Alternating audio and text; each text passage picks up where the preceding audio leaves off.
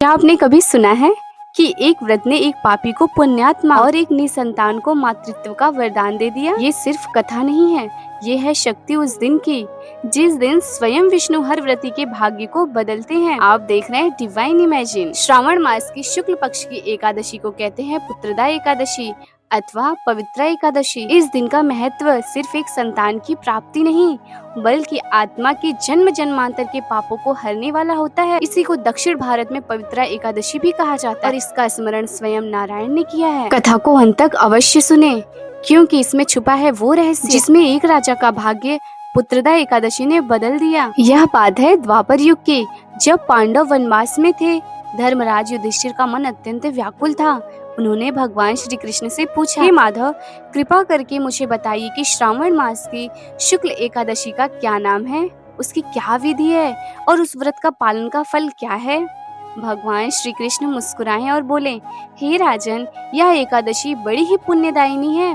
इसका नाम है पुत्रदा एकादशी। जो स्त्री अथवा पुरुष इसका व्रत श्रद्धा पूर्वक करता है उसे संतान की प्राप्ति अवश्य होती है और तो और जन्म जन्म के पाप भी समाप्त हो जाते हैं। युधिष्ठिर महाराज, जन के कल्याण हेतु मैं इस पौष शुक्ल एकादशी का वर्णन करूंगा। व्यक्ति को अन्य एकादशियों की भांति इस एकादशी का पालन भी पूर्ण सामर्थ्य तथा नियमों के अनुसार करना चाहिए। इस तिथि का नाम पुत्रदा एकादशी है और यह व्यक्ति के सभी पापों का नाश कर उसे आध्यात्मिक लोक की ओर उन्नत करती है। इस एकादशी के पूजित विग्रह परम भगवान नारायण हैं, जो अपने श्रद्धालु भक्तों की इच्छाओं को प्रसन्नता पूर्वक पूरा करके उनके जीवन में पूर्णता लाते हैं। तीनों लोकों में निम्न, उच्च तथा उच्चतर के चर तथा अचर जीवों में भगवान नारायण से उत्तम कोई व्यक्तित्व नहीं है। हे राजन, एक समय भद्रावती नामक राज्य के राजा सुकेतुमान व उनकी पत्नी शैब्या का कोई पुत्र नहीं था। दंपति यह सोचकर व्याकुल रहते थे कि उनका पुत्र न होने की स्थिति में उनका वंश आगे कैसे बढ़ पाएगा। राजा सदैव इन्हीं विचारों में लगा रहता कि उसे पुत्र की प्राप्ति कैसे होगी। इन्हीं विचारों में व्यग्र वह अपने राज्य का सुख भी नहीं भोग पा रहा था। यहाँ तक कि अपने पूर्वजों को जल तर्पण करते हुए उसने सोचा कि यह जल उबले हुए जल की भांति पेय नहीं है। वह यह विचार करके अत्यंत दुखी हुआ कि हम पति पत्नी के मृत्यु के पश्चात हमें जल तर्पण करने वाला कोई नहीं होगा, साथ ही उनके पूर्वज भी प्यासे रह जाएंगे।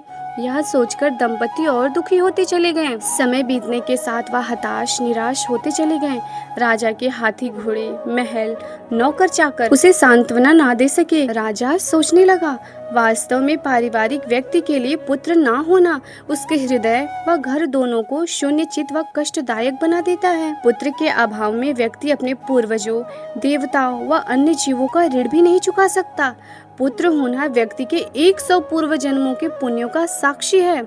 इस जीवन में पुत्र पौत्र होना सिद्ध करता है कि व्यक्ति ने पूर्व जन्मों में परम पुरुषोत्तम भगवान श्री कृष्ण की आराधना की। पुत्र, संपत्ति, तीक्ष्ण बुद्धि मात्र परम भगवान श्री कृष्ण की आराधना करके ही प्राप्त की जा सकती है। इन्हीं विचारों से व्याकुल होकर राजा ने आत्महत्या करने का विचार किया, परंतु उसको अनुभव हुआ कि आत्मघाती व्यक्ति को नारकीय लोकों में जन्म लेना पड़ता है। यह सोचकर उसने आत्महत्या का विचार अपने मन से निकाल दिया। व्यग्रतावश वह अपने घोड़े पर बैठकर बिना किसी को कुछ बताए घने जंगलों में निकल गया। वह वन हिरणों, बाघ, जंगली सुअर, सिंह, बंदर, सांप, विशालकाय हाथी व उसके बच्चों, फल फूलों से लदे वृक्षों से भरा हुआ था। इन सब को देखकर राजा और अधिक व्याकुल होकर भटकने लगा। एकाएक राजा ने किसी लोमड़ी के चिल्लाने की आवाज सुनी। मध्याह्न हो गया था और राजा को भूख प्यास भी लगी थी। राजा ने सोचा, निश्चित ही मैंने कोई घोर पाप किया है जो इस प्रकार कष्ट पाने के लिए बाध्य हूँ। मेरा कंठ प्यास के मारे सूखा जा रहा है व भूख के मारे उदर में जलन हो रही है। वह योग्य ब्राह्मणों को अनेक भेंट, मिष्ठान व दान दिए हैं। मैंने अपनी प्रजा का पालन अपनी संतान की भांति किया है, फिर क्यों मैं यह कष्ट पा रहा हूँ। इन्हीं विचारों में डूबे हुए संघर्षरत राजा अपने शुभ कर्मों के प्रताप के कारण कमल पुष्पों से भरे एक सुंदर तालाब के पास पहुँचे, जो मानसरोवर की भांति प्रतीत हो रहा था। वहाँ विभिन्न प्रकार की मछलियाँ व मगरमच्छ से भरा था। सूर्य के प्रकाश में कमल पुष्पों से भरे हुए उस तालाब में तैरते सारस, हंस तथा बतखें आदि प्रसन्न दिख रही थी। निकट ही इच्छा पूर्ति करने वाले साधुओं के आश्रम थे। राजा की दाहिनी भुजा व आंख फड़कने लगी और किसी शुभ लक्षण का संकेत देने लगी। जैसे ही राजा घोड़े से उतरा, उसने देखा कि सभी साधु संत जाप माला पर भगवान के नामों का उच्चारण कर रहे थे। राजा ने दोनों हाथ जोड़कर उन्हें प्रणाम किया। राजा से प्राप्त आदर द्वारा संतों ने प्रसन्नचित होकर उसके आने का कारण पूछा। राजा ने संतों के विषय में जिज्ञासा की कि वे कौन हैं। संतों ने कहा, हे राजन, हम 10 विश्वदेव हैं जो इस सरोवर में स्नान करने आए हैं। आज पुत्रदा एकादशी है। पुत्र प्राप्ति के इच्छुक व्यक्ति को इस दिन गंभीरता पूर्वक उपवास करना चाहिए। पुत्रदा का अर्थ है पुत्र प्रदान करना। आप गंभीरता पूर्वक व्रत करें। हमारे आशीर्वाद और भगवान केशव की कृपा से शीघ्र ही आपको पुत्र प्राप्त होगा। विश्वदेवों के नाम इस प्रकार हैं: वसु, सत्य, क्रतु, दक्ष, काल, काम, धृति, पुरूरवा, माधवा एवं कुरु के उपदेशानुसार राजा ने निर्धारित नियमों का पालन करते हुए उस तिथि का पालन किया और द्वादशी पर सरोवर में स्नान करके संतों को प्रणाम किया और महल लौट आए। कुछ ही समय उपरांत उनकी रानी गर्भवती हो गई और रानी को कांतिमान मुख वाला एक सुंदर पुत्र प्राप्त हुआ।